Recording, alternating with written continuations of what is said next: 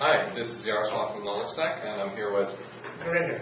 And today we're continuing talking about the mobile. So last time, Gurinder, you came out and talked about some of the things in in the mobile world. We talked about the general trends and such, Yep. and then we kind of brought up the idea of how SharePoint handles the mobile because it's a content management system, and Absolutely. is there a mobile capability there? Absolutely. Yes, there is. Yes. So today we're going to be a little more specific. We're actually going to see what mobile experience out of the box looks like all about, right? Yeah, so we're going to explore, so for today we're actually going to be exploring team sites and see what's available out of the box, what's good about it, what's not so good, then we'll take it from there. Right, so a lot of you in organizations probably are using team sites for collaboration and things like that. So that's Absolutely. a great way to take a look at what mobile experience and team site is all about.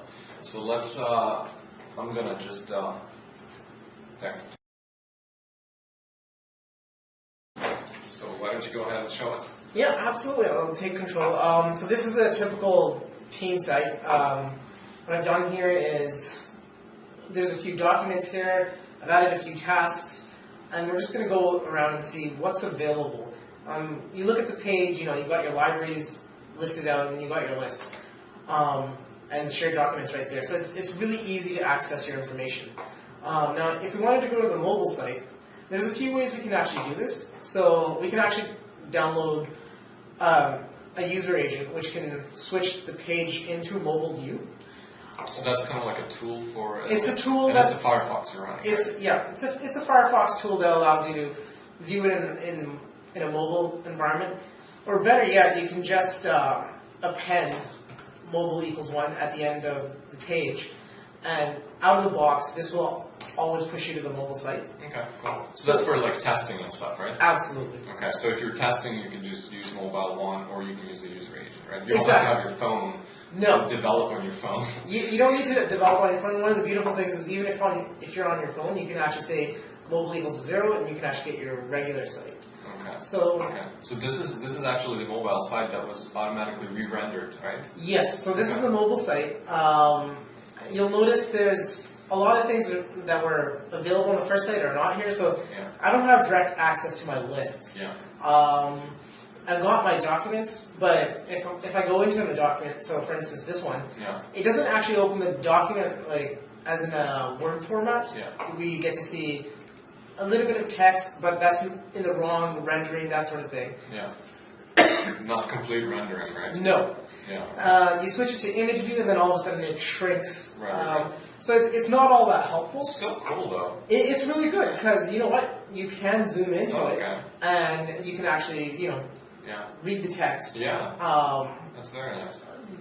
So that's facilitated by Office Web Applications, right? The actual Office Web Application service that renders your documents? Okay. Oh, absolutely. Yeah, okay, so it's really integrated with some of the new services, looks like. Okay. Yeah, so the services are integrated here. Now, if you go to some of these, if you go through stuff like view all pages, you can go further in. Right. Let's say I wanted to actually view my tasks, what's been assigned to everyone. Right. I'd have to go to all site content, tasks, and then...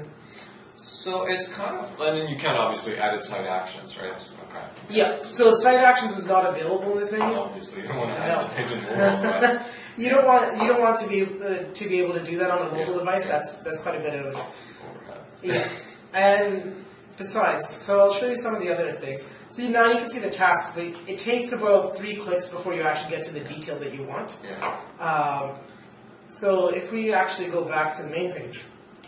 Without mobile. Yeah, the non-mobile page. Yeah. We're going to try something here. We're going to put on a site theme. See if it actually applies across. Yeah. I don't know if it's going to apply because I didn't see any signs of a theme anyways in a mobile view. No, so the theme doesn't actually apply across, which is sort of... Yeah. So we'll pick the first theme. So not everything out of the box works, right? No. But you could probably, can you make it work?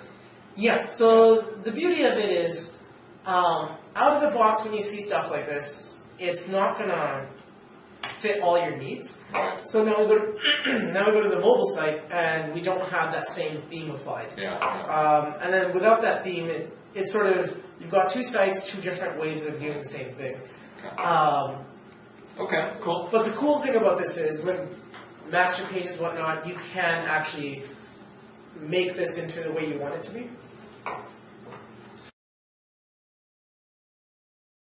Okay, cool.